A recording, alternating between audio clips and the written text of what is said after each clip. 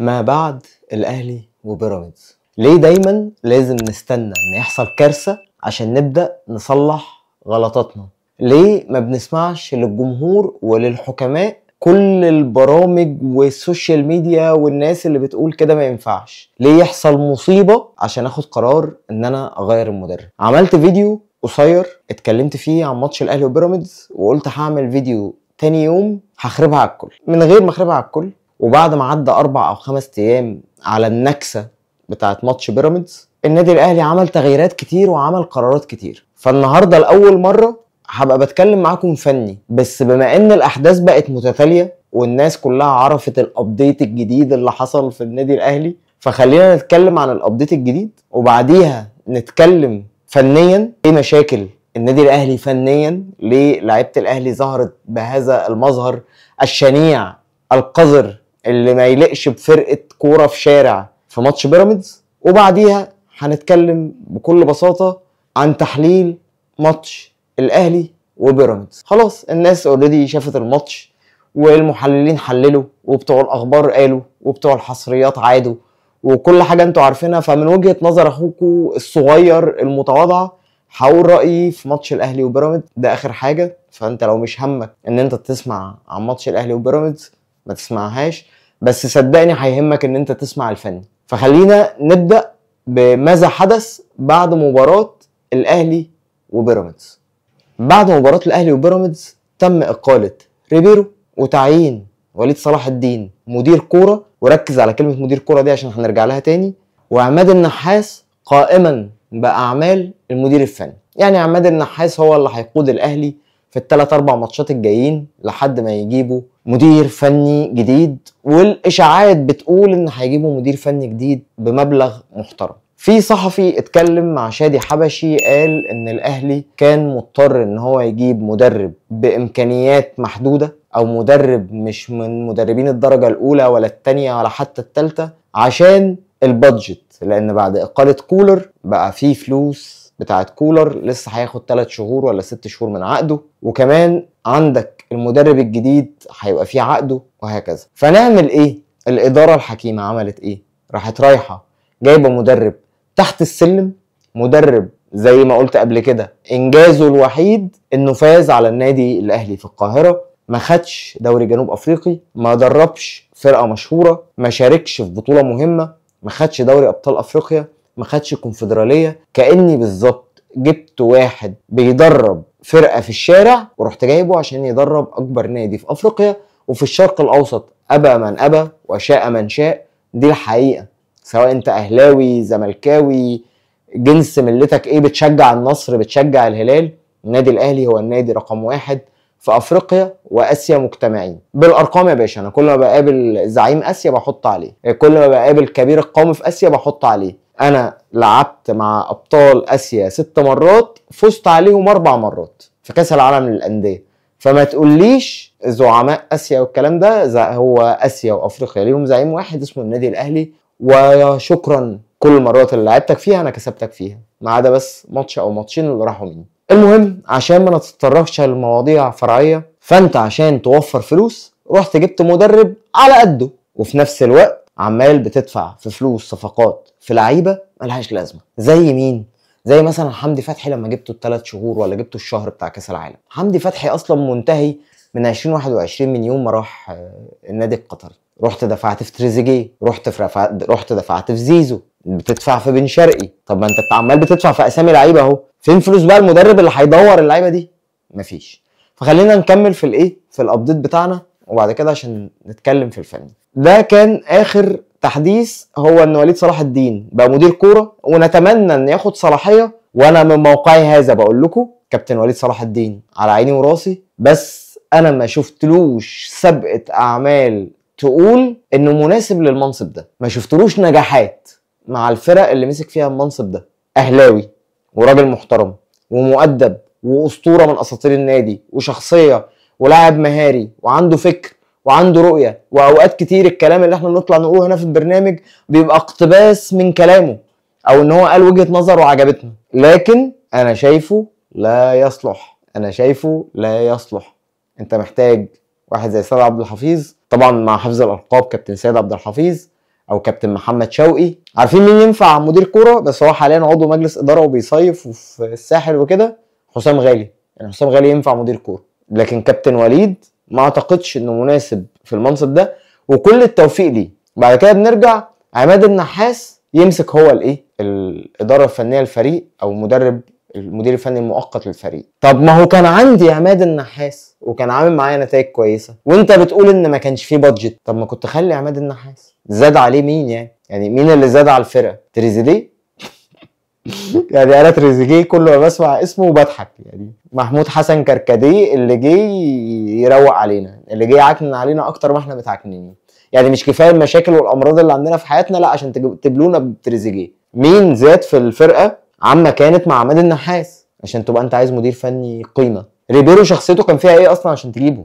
وطبعا كابتن محمد يوسف بيستمر كالمنصب اللي هم مخترعينه الجديد، اللي هو منصب المدير الرياضي، اللي احنا لغايه دلوقتي مش فاهمين هو بيعمل ايه غير ان هو بياخد مرتب. يعني انا المدير الرياضي ده بالنسبه لي في اي فرقه مصريه او في النادي الاهلي تحديدا هو شخص بياخد مرتب، خصوصا ان ملف الكوره كابتن محمود الخطيب يعني واخده حكر عليه هو واصحابه، ده ملف الكوره. فمحمد يوسف ايه؟ مرتب بس مع حفظ الالقاب لكل الكباتن وكل الناس، اساتذتنا وفوق دماغنا وناس محترمه وناس جميله وزي الفل. بعد كده الجهاز المعاون بقى لكابتن عماد النحاس، كابتن عادل مصطفى مدرب عام. انا ما اعرفش امكانيات كابتن عادل مصطفى ايه، ولا اعرف هو كان بيدرب ايه او بيعمل ايه في حياته قبل ما يبقى مدرب عام في النادي الاهلي، فخلينا نشوف. يعني بعد كده كابتن محمد نجيب مدرب مساعد. ما عنديش تعليقات اقولها على الاسامي دي لان انا مش عارف الاسامي دي اتعينت على اساس ايه، فخلينا نشوف النتائج ونحكم. يعني انا بتكلم بقلب جامد عن كابتن عماد النحاس لان انا جربت كابتن عماد النحاس. انا مقتنع بيه كمدرب من ايام المقاولين ومن ايام اسوان، رغم ان هو نزل باسوان درجه تانية، بس كانت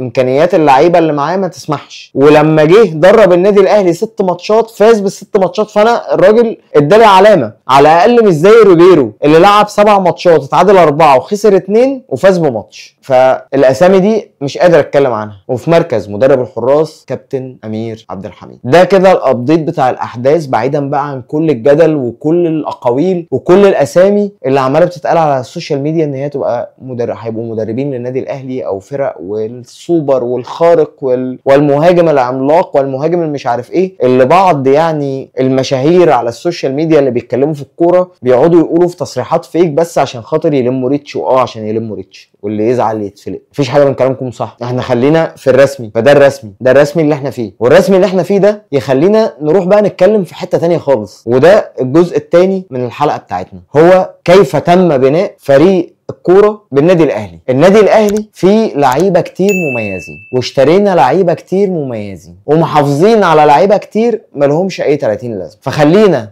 نتكلم عن اللعيبه كده، نصنفهم، نبدا باللعيبه اللي ملهاش لازمه، وبعد كده اللعيبه المميزين، واللعيبه اللي جبتهم جداد، ونشوف شكل الفرقه العام بقى عامل ازاي. فانا من اللعيبه مثلا اللي ملهاش لازمه محمد هاني، احمد نبيل كوكا، محمد الشناوي، حسين الشحات، محمد نجدي قفشه. كل ال5 اسامي دول ملهمش دور في النادي الاهلي. نيجي للعيبه اللي تسد خانه او ان هم يبقوا احتياطي. ونسيت اذكر طبعا خالد الذكر الكابتن اشرف داري. 6 لعيبه هم المفروض ما يبقوش موجودين اصلا في سكواد النادي الاهلي. طيب لعيبه تسد خانه ويلعبوا احتياطي: ياسر ابراهيم، مصطفى العش، احمد رمضان بيكهام، عمر كمال عبد الواحد. يعني هو المفروض ان هو يبقى مع ال6 التانيين، بس خلينا نقول ايه، كده هو احتياطي مش اساسي. احمد رضا، وهكذا. عندك اهو 5 لعيبه، وكريم فؤاد، 5 أو 6 لعيبه يقعدوا احتياطي. طيب لعيبه مميزه، انا بتكلم قبل ما نجيب الصفقات وايه الصفقات اللي انا جبتها. عندك امام عاشور، عندك مروان عطيه، عندك اليو ديانج. هو اليو ديانج اضافه جديده، بس كده كان لاعب موجود، ما رحتش اتعاقدت معاه. يعني اليو ديانج. في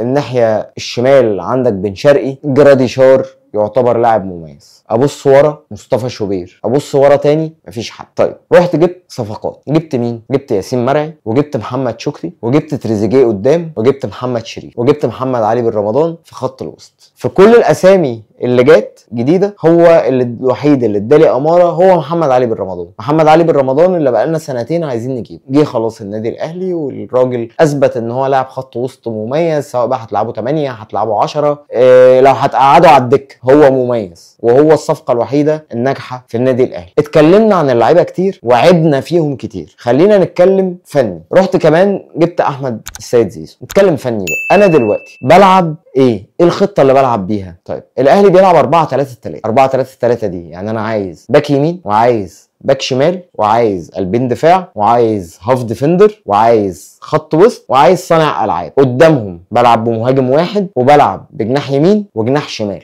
الجناح اليمين والجناح الشمال دول المفروض ان هم بيضموا في حاله، يعني الجناح اليمين هيضم مع المهاجم في حاله ان الباك الشمال بتاعي بيرفع، والجناح الشمال هيبقى بيسند معاه عشان ممكن يستلم منه الكوره ويباصي لحل من الحلين. بيجي معاهم صانع الالعاب من تحت، يبقى على الدايره بتاعه ال18 عشان ياخد الكوره اللي راجعه، او عشان لو يقطع الكوره ويباصي او يشوط ويجيب جون. طيب هل انت بتلعب كده؟ لا. هل انت جبت جناح يمين بيلعب برجله الشمال عشان يسد الخانه دي؟ لا. طب هل انت عندك جناح يمين بيعرف يرفع؟ لا. طب هل انت عندك جناح شمال بيلعب برجله الشمال عشان يعرف يلعب، او عشان يعرف يرفع، او عشان يعرف يطلع عرضيه؟ لا. حد يفهمني ازاي النادي الاهلي اكبر نادي في افريقيا ما عندوش باك شمال مميز بيلعب برجله الشمال، ما بيضطرش ان هو يعمل زي كريم فؤاد كده ويروح قاطم عشان يرفع، اللي هو لازم يعدل رجله الاول. وطبعا لو رفع برجله الشمال الكره بتروح طالعه في الكورنر عادي جدا، او بتطلع ضربه مرمى. حد يقنعني ان النادي الاهلي ما عندوش فلوس او ما عندوش امكانيه ان انا اجيب جناح يمين بيلعب برجله الشمال عادي عشان تطبق الكره الحديثه؟ ما عنديش. انا جايب عندي حسين الشحات بيلعب بيمينه، عندي زيزو بيلعب بيمينه، عندي طاهر محمد طاهر بيلعب بيمينه. كل اللعيبه اللي عندي المفروض تلعب جناح يمين بتلعب بيمينها. يبقى انا اصلا خطه 4-3-3 مش مناسبه ليا. خدي يا الامر، لان اللعيبه دي حتى لو وظفتها كجناح شمال عشان يلعب برجله اليمين اكيد مش هتقعد بن شرقي ومش هتقعد تريزيجيه. للعيبه اصلا بتلعب الناحيه الثانيه. نلعب كره قديمه شويه، الكره بتاعت مانويل جوزيه. هنلعب 4-4-2، نرجع كده ل 2010 ونلعب بستايل 4-4-2. فالباك عندي هيعتبر ان هو مدافع سواء على الناحيه اليمين او على الناحيه الشمال، وفي خط الوسط هيبقى عندي جناح يمين شبه كابتن مصطفى عبده كده، بياخد الكوره ويا اما بيقطم ويشوط، يا اما بياخد الكوره ويجري ويرفعها. وعلى الناحيه الثانيه عندي جناح شمال المفروض بيلعب بشماله، وبرده مش موجود في النادي الاهلي، بس افتراضا ان هو موجود يبقى عندي الجناح الشمال بيجري بالكوره ويا اما بيقطم ويشوط يا اما بيرفع. وعندي 2 مهاجمين بنفس الطريقه بتاعت عماد متعب وفلافيو. عماد متعب مهاجم صندوق، وفلافيو مهاجم بيعرف يستخدم دماغه كويس. وفي النص في واحد خط وسط مدافع وواحد صانع العاب. هنبسطها محمد شوقي وابو تريكه. فهي دي كانت الشكل المفروض ان انا العب بيه 4-4-2، ودي انسب طريقه العب بيها مع الموجود. بس على مشكلتي بقى فين؟